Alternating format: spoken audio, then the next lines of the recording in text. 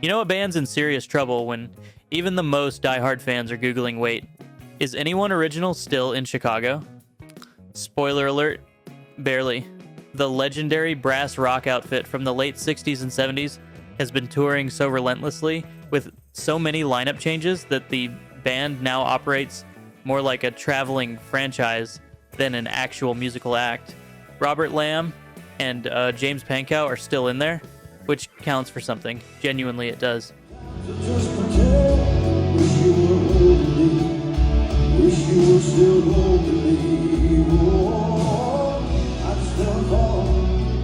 But the real voice of Chicago, Peter Cetera, walked away back in 1985, and every single singer since has had the unenviable job of performing songs that genuinely belong to someone else's throat entirely. Recent live clips show a band that's polished, professional, and somehow completely hollow. It's like ordering your favorite childhood meal and discovering the restaurant changed absolutely everything except the menu. Chicago gave the world genuine classics.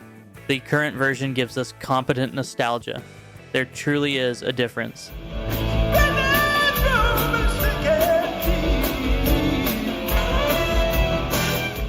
Cause I feel so secure when we're together. You give my life direction. All right, don't at me. I know REO Speedwagon still headlines state fairs and casino stages all across America, and their fans are genuinely and completely loyal to a fault. But let's be honest about what we're actually watching out there. Kevin Cronin is still up front, still belting away, but the years have not been particularly kind to those upper register notes at all. The soaring, emotionally charged delivery that made Keep On Loving You a wedding reception staple now comes with some serious audible strain behind it. Credit where it's due. Baby, it's a joyful time. Listen to the songbird harmony. The man is still out there every night, still swinging hard, but giving it everything and sounding the way you used to are two very different things, aren't they? REO Speedwagon peaked gloriously. High Infidelity is an undeniable classic that deserves to be remembered exactly that way, but at some point a victory lap becomes a very long, very slow jog, or around an empty car park. Park the wagon. And it always seems that I'm following you, girl. 'Cause you take me to the places that I know. Come, I'll make my final stay. Paul Rodgers has one of the greatest rock voices ever committed to tape, and honestly, that almost makes this so much harder to say out loud, because when you've sounded that incredible, watching the slow decline is genuinely painful to witness up close. Bad Company's recent tours have been decent enough crowd pleasers, but anyone paying close attention to the live clips knows the powerhouse rasp that wants to find Feel Like Making Love and Can't Get Enough is now mostly a warm memory.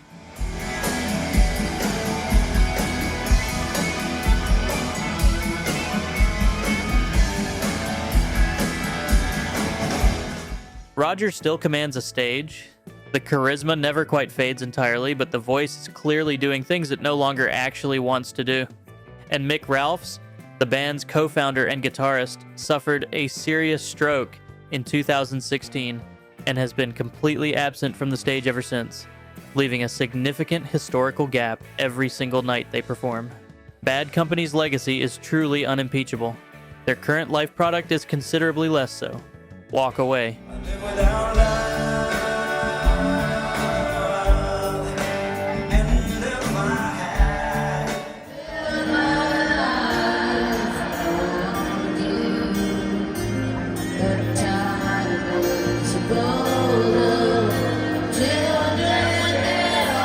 Here's a question.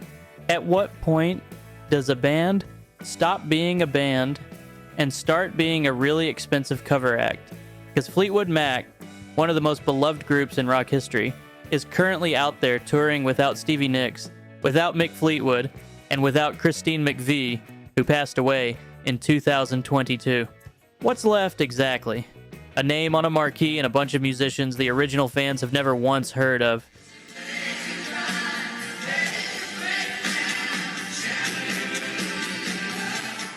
Sure, the new lineup plays the songs well enough, technically speaking. But when fans shell out big money, expecting the magic of rumors, and instead get a tribute act with better branding rights, something has gone deeply wrong here. The band has meant so many things to so many people, but meaning requires a soul. And right now, that soul has absolutely left the building. Maybe it's finally time to let the name rest alongside Christine. She deserved better. So does the legacy.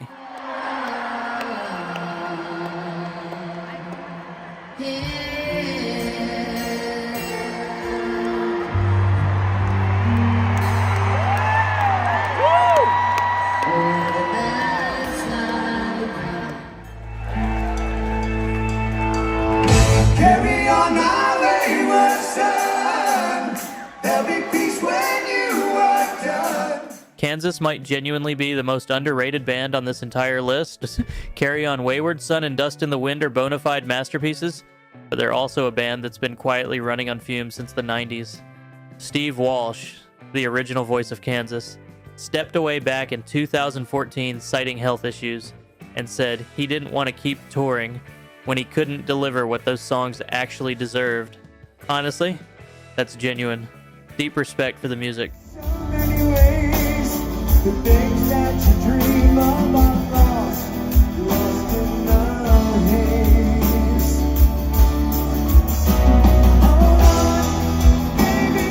The band replaced him and pushed on anyway, which is entirely their right. But Kansas without Walsh raises a real philosophical puzzle. The musicianship is still technically impressive. These guys absolutely can play, but the spirit, the weird prog rock orchestral ambition that once made them genuinely special, it's noticeably thinner now, more mechanical. Fans still show up, bless every single one of them, but still showing up and still worth showing up for aren't the same thing. Don't you cry no more.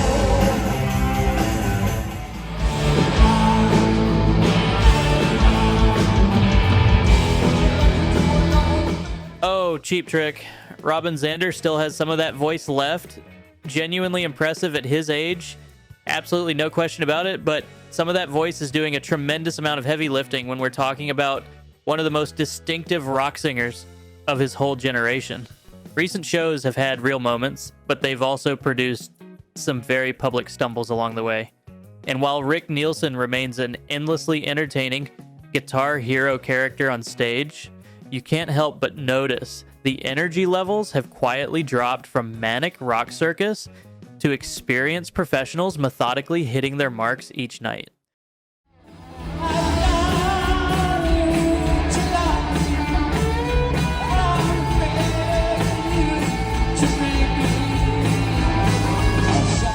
Nothing inherently wrong with professional, but Cheap Trick built their whole identity on being electrifying, unpredictable, almost dangerously fun. When that danger disappears completely, what's left is just polish. And polish is genuinely not what anyone bought a ticket for. We came for the chaos, the glorious, ridiculous chaos. Retire before it quietly retires itself.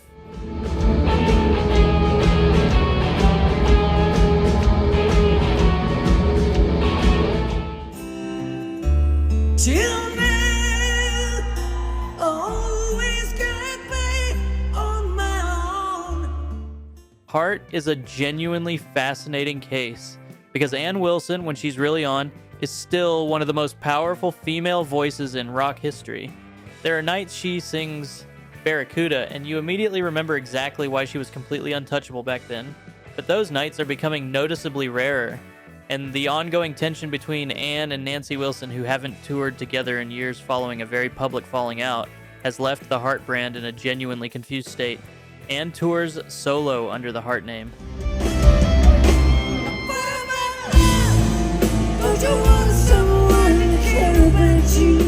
Nancy does her own entirely separate thing.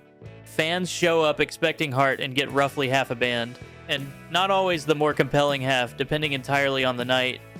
The sibling drama is rock history, sure, but splitting up a legendary duo so both sisters can independently coast on the same shared name, that's not protecting a legacy. That's a brand dispute fought out with expensive guitar solos.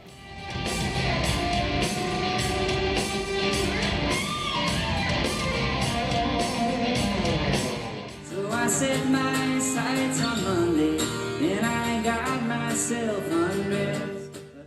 Here's one for the older uncle who still owns a working turntable. America, the soft rock duo behind A Horse with No Name, Ventura Highway, and Sister Golden Hair are still out there playing the nostalgia circuit year after year.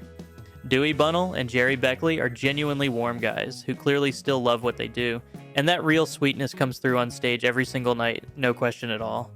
But sweet and lovable don't always translate into a genuinely compelling live show in 2025. Their voices have mellowed in ways that might charitably be called intimate, and considerably less charitably called inaudible past the third row. Now he didn't already have. The harmonies that once defined their whole sound are softer now, noticeably more fragile. Recent reviews describe shows that feel like pleasant background music at a very expensive garden party.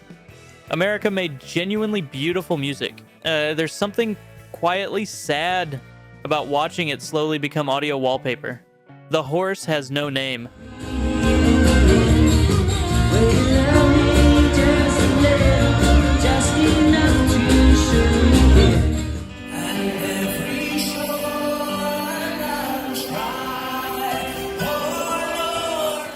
Styx should honestly have retired after Tommy Shaw and Dennis DeYoung's very public, very messy falling out.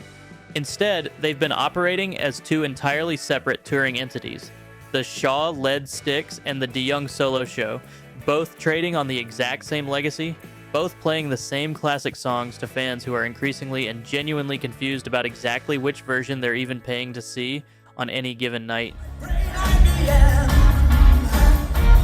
If you see me acting strangely, don't be surprised. Just a man who needed someone, somewhere to hide. The current Styx lineup is competent and genuinely committed. No question about that whatsoever.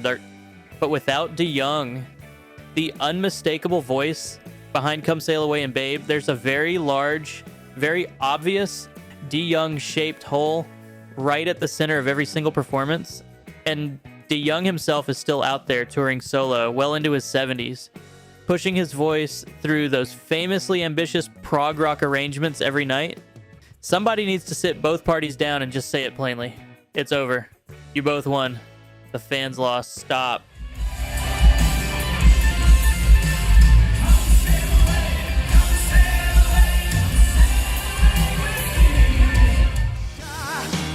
You get around, you wanna fly, don't want your feet on the ground, you stay. Look, Foreigner already made the part 1 list, but they've genuinely earned a second mention because things have somehow gotten even more surreal since then.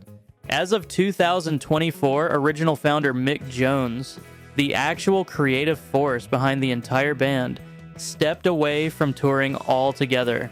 So now you have Foreigner out on the road without Mick Jones, without Lou Gramm, without any founding member present at all. Not one single original. It's a touring company called Foreigner. It's a licensed product with a very familiar set list attached.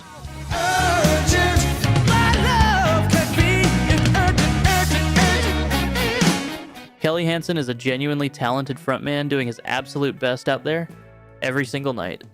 But the whole thing now closely resembles a very well-funded theatrical production of somebody else's entire career. When the man who literally started the band leaves the stage and the show just keeps going regardless, you have to ask, what exactly are we preserving here? The music lives in the records. Let it stay there. On the sample, keep it going. I want you to show me. Come on. I want you to show me. And there you have it.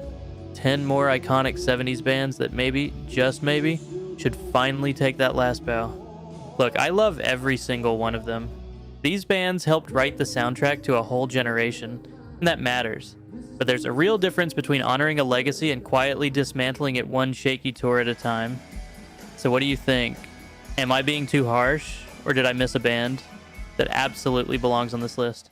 Drop your take in the comments. I read every single one.